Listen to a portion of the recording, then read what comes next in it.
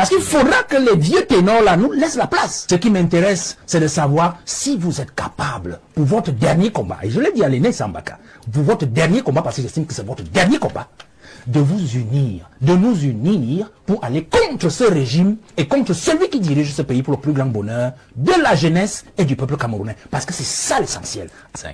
2025 est simple pour nous. Nous savons que le parti au pouvoir a toujours triché. Il a toujours fraudé. Alors nous disons pour 2025, c'est terminé. Nous ne faisons pas de bruit. Je crois que le petit péché chez moi, c'est que j'ai peut-être fait planer sur le parti Jouvence, mes plis professionnels que j'ai acquis dans mon parcours. Parce que je ne dis pas davantage ce que je vais faire. Mais, comme vous m'avez posé la question, nous savons une seule chose. Les combats que mène le MRC sont les nôtres aussi. Mais nous n'avons pas les mêmes moyens qu'eux. En termes d'argent, en termes de personnel, en termes de ceci, nous usons davantage de ruse et d'intelligence. Ça veut dire quoi? En 2025, notre décision est claire. Le résultat le plus élevé sera celui du peuple. Donc nous sommes à un niveau ici où nous ne discutons plus avec les gens d'en face. Parce qu'en fait, le peuple dans sa misère en a marre. Le peuple dans sa souffrance en a marre. Donc nous savons qu'ils ont toute la machine avec eux. Maître se bat contre les CAM. Quand vous dites conseil électoral, quelle est la différence entre le conseil électoral et la direction générale de l'ECAM? C'est une machine administrative. Et on sait qui nomme tous ces gens-là. Donc, quand le conseil constitutionnel vous dit l'ECAM est compétent pour cette question et pas moi, et le conseil constitutionnel est en train de vous dire, en fait, allez vous faire hacher par vos concurrents, qui sont en fait le parti au pouvoir. Puisqu'en fait, tous ceux qui sont à l'ECAM sont les affidés du parti au pouvoir, qui lui donne les moyens de fonctionnement et qui administrativement les tient.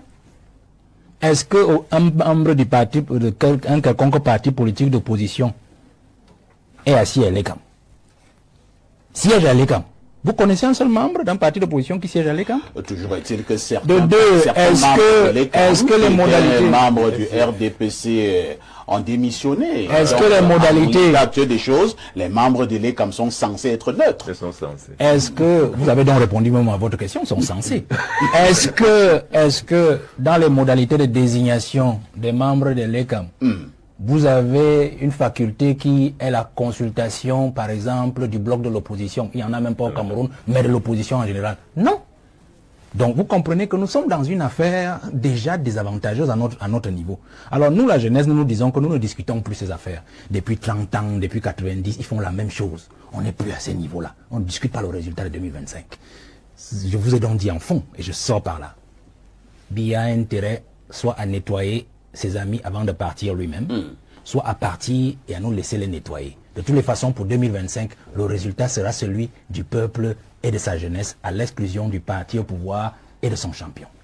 Espérer que l'opposition puisse remporter pour une fois une élection présidentielle en l'état actuel des choses, avec les lois, les textes en vigueur, avec les CAM. Moi, je suis surpris que vous parlez des choses que tout le monde sait, que tout le monde peut vérifier. Nous, on n'est plus au niveau de débattre sur les lois.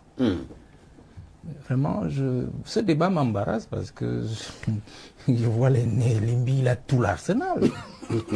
Bon, nous, on n'est pas venu avec, mais il a bien fait de venir avec parce qu'on peut, on peut lui emprunter ça et on lit. Vous voyez? Nous, on n'est plus à ce niveau. Le système en place a déjà mis tous les leviers au top go de la fraude et de la corruption de 2025. Ce que l'ECAM fait là, c'est juste un rodage. On ne publie pas la liste, on observe les réactions. Il y a des noms on retranche de la liste et on les remet un mois après. C'est des tests. Le système que moi je suis quelqu'un du système, je le dis toujours, je sais comment ça fonctionne. Donc, ils sont déjà sur les starting blocks de 2025. Ils rôdent la machine. Ce qu'on a fait au MR, c'est la liste, du moins, le titulaire de la publication de la liste de 18 partis que réclame Maître Sim. C'est clair. On vous fait publier ça par Cameroun Tribune, et puis ça fait jason dans la société, dans la presse, ainsi de suite. On sait qui on vise, on veut voir des réactions. On sait pertinemment que avoir des élus n'est pas la seule modalité qui peut autoriser un parti à présenter un candidat. Mais on vous dit quand même que sur un titre, voilà la liste des 18 partis autorisés à présenter un candidat pour 2018. C'est des tests. Alors, monsieur, vous avez dit quelque chose là, il faut qu'on comprenne bien, parce que c'est un grand débat. Même si Maître Sim ne veut pas que nous le fassions. Vous dites que la seule condition pour un parti politique de présenter un candidat à l'élection n'est pas d'avoir des élus. C'est ce que vous venez de dire? Mais c'est la loi est claire, non? Quand on dit que le parti politique qui veut présenter un candidat aux élections doit avoir des élus, s'il n'a pas des élus, le candidat peut rechercher les 300 signatures. C'est clair. C'est clair. Mais je dis que le fait pour un journal qui plus est à capitaux publics, de sortir sur une page, voici la liste des 18 partis autorisés à présenter un candidat, c'est une information, non, Valère? C'est pas une information, monsieur. C'est pas une information. Peut-être pour le public qui n'a pas... C'est un teasing, mais peut-être pas pour les populations, monsieur Lambda, qui n'a pas la liste des partis en tête. Mais on sait que, quand on le dit, chacun va chercher son parti. MRC, c'est même chacun va chercher d'abord son parti pour dire que je suis même dans cette chapelle politique. Est-ce que nous aurons un candidat? Voilà. Conclusion, chacun en fonction de son appartenance dira je suis dû. Donc, mon candidat, mon parti ne peut pas présenter mon champion. Le débat est lancé. Et conséquence, nous nous retrouvons devant vous en train de débattre de cela. Donc la machine test, c'est la psychologie populaire que le pouvoir en place est déjà en train de tatillonner, là, de guillonner. Il faut faire très attention. Moi, je veux donc dire que nous ne nous situons plus à ce niveau. Vous parlez de l'opposition, vous comprenez? Je veux dire que ce que l'aîné Limbi a dit, pour moi, est fondamental sur la psychologie des candidats ou la psychologie du leader de l'opposition. Moi, je ne suis pas entré en politique pour devenir président de la République ou ministre ou quoi que ce soit. Je ne sais même pas. Il y a un moment où je me demande, mais qu'est-ce que je fais même dans cette affaire? J'ai tout abandonné avec tout ce que j'avais pour venir en politique. Mais je me suis rendu compte d'une chose. Je fais partie justement de ceux qui sont chargés de la transition même dans l'opposition. Parce qu'il y a un leadership de l'opposition qui devra être balayé à tout jamais. Ah bon? Parce que Biya qui s'en va là, nous disons toujours qu'il s'en va avec son régime. Vous pensez que c'est seulement avec le régime? Biya partira même aussi avec son opposition à lui depuis 43 ans. Mais dites-moi, un prochain président de la République qui arrive, mais attendez, ce n'est plus ce que nous voyons là, hein, qui seront des opposants. La nouvelle génération ne veut plus les voir. Parce que le 2025, c'est le dernier test de la vieille garde de l'opposition. Est-ce qu'il faut dire qu'il y a l'opposition de l'opposition? Non, je n'entre pas dans ce débat. Je dis 2025, c'est le dernier test de la vieille garde de l'opposition, c'est-à-dire des vieilles figures qu'on a toujours eues depuis 1980, 90, 2020, 2000, ainsi de suite. Vous comprenez? C'est-à-dire que si il nous faut rater ce virage de 2025, c'est terminé. On n'en voudra plus après 2020, la prochaine génération. Donc, je suis content quand je vois la liste des leaders de partis politiques, il y en a qui sont de plus en plus jeunes. De plus en plus jeunes. Parce qu'il faudra que les vieux ténors là nous laissent la place. Je prends un simple cas. J'ai suivi le débat sur... Bon, j'ai vu ce qu'on a dit du PCRN. Les déclarations du président du PCRN qui a fait des volets de bois vert, ainsi de suite. Bon, on peut prendre ça en ambiguïté. Mais le fond est là. Le fond est là. C'est que il y en a qui ont quand même fait un certain parcours. Et il y a des choses que le peuple attend d'eux. Il y a aussi des positions qu'on n'admettrait pas de les voir proposer au peuple camerounais aujourd'hui.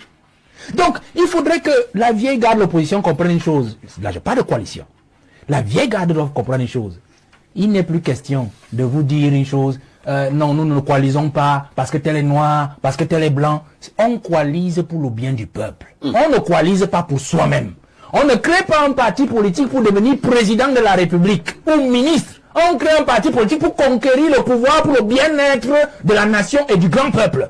Ça veut dire quoi? Ça veut dire que ma petite personne en tant que leader ne peut pas avoir une prééminence sur les intérêts de la grande masse.